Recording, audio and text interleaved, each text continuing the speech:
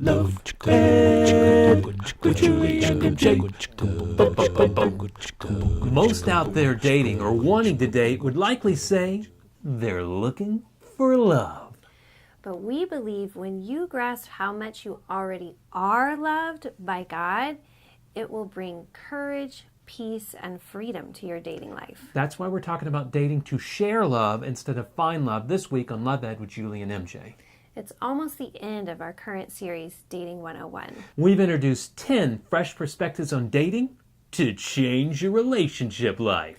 And last week we presented our 10th and final perspective. Date in the delight of your first love. Of course, by first love, we're talking about the God who loved us first. And we ended our previous episode with this question.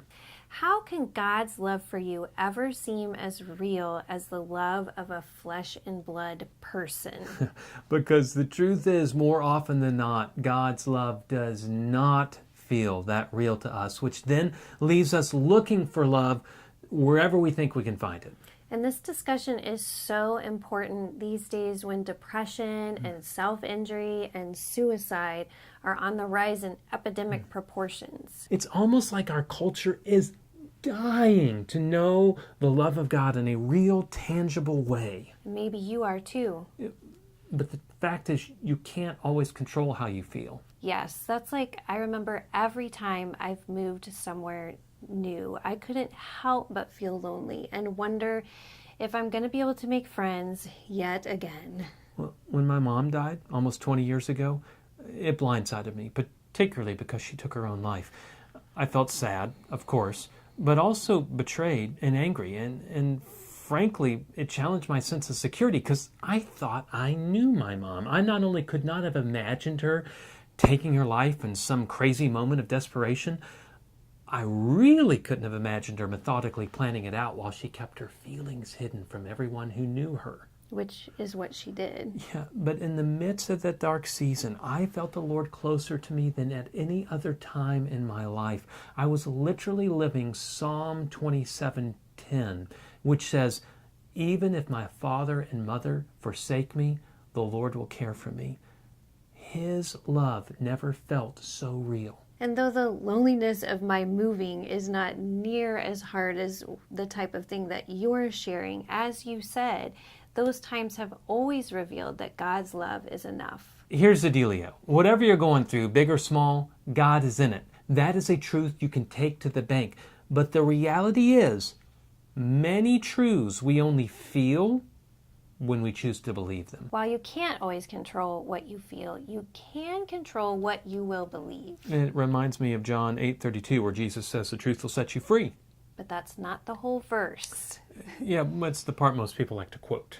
The entire verse reads, "You shall know the truth, and the truth will set you free." But in our modern must see it to believe it perspective, we want the truth to set us free. We want to feel it first, and then we'll know it, trust it, believe it. But that's not the order that Jesus presents. He says we have to know the truth before it will set us free. And to put that verse in context, we got to go to the verse right before it. Verse 31 tells us who Jesus is speaking to. So Jesus said to the Jews who believed in him, "If you abide in my word, you are truly my disciples." So Jesus is making this promise to his disciples who have already chosen to believe him. So coming back to our question, how can God's love for you feel so real you can date in the delight of your first love? Whether or not that guy asks you out. Whether or not that girl likes you back. Whether or not you wind up married happily ever after. Whether or not you end up married at all. It comes down to faith. The Christian life is not a walk of feelings. It's a walk of faith. Feelings are always real, but they are not always right. They may accurately reflect your current reality, but they do not have control over your tomorrow or over your destiny. So what will you choose to believe? Some viewers might feel like we're dealing in circular logic. If you don't feel like God loves you, believe that he does and you will feel it. So how do you make yourself believe? We don't have a magic answer for that. Yeah, but we can identify an all too common reason why many find it so difficult to trust God and abide in His love. We'll talk about that next week then. We will continue to encourage you to date in the delight of your first love as we wrap up our current series, Dating 101. Join us then for more Love Ed with Julie and MJ. Love Ed with Julie and MJ.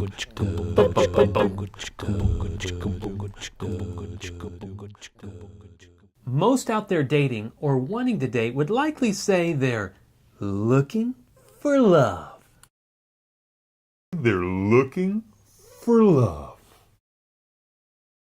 They're looking for love.